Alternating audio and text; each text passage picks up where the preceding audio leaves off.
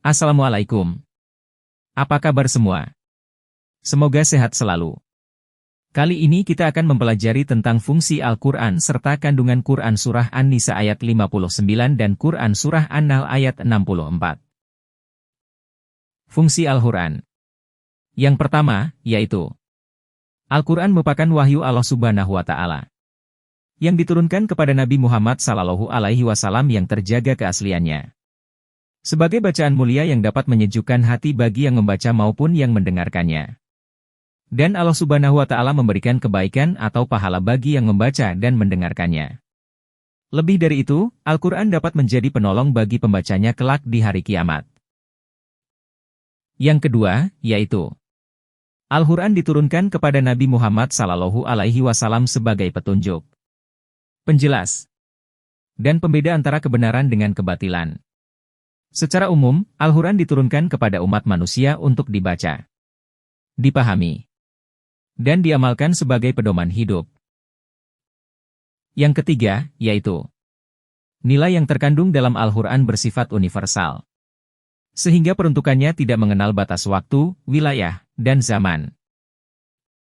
Dari uraian tersebut dapat disimpulkan bahwa Al-Quran merupakan wahyu Allah Subhanahu wa Ta'ala yang diturunkan kepada umat manusia sebagai pedoman hidup untuk mengatur kehidupan manusia dalam beribadah dan bermuamalah. Selanjutnya, kandungan Quran Surah An-Nisa ayat 59. Yang pertama, keharusan bagi setiap muslim untuk taat kepada Allah Subhanahu wa Ta'ala, Rasul, dan pemimpin. Ketaatan tersebut harus diwujudkan dengan menjalankan perintahnya dan menjauhi larangannya.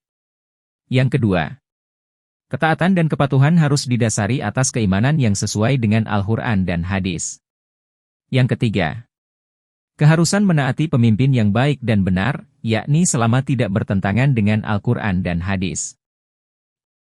Selanjutnya, kandungan Quran Surah An-Nahl ayat 64. Yang pertama, sebagai dasar pedoman yang dapat membuka pikiran untuk dapat menilai kebenaran atas bimbingan wahyu. Yang kedua, sebagai pembimbing apabila terjadi perselisihan.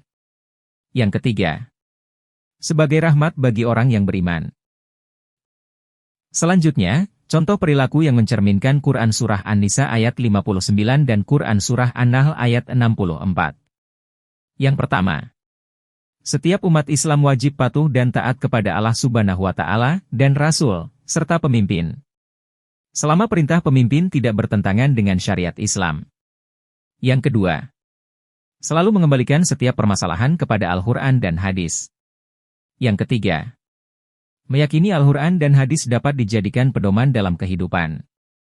Yang keempat, senantiasa memahami isi kandungan Al-Quran agar dapat membedakan yang benar dan yang salah. Sekian pembelajaran kita. Paham ya?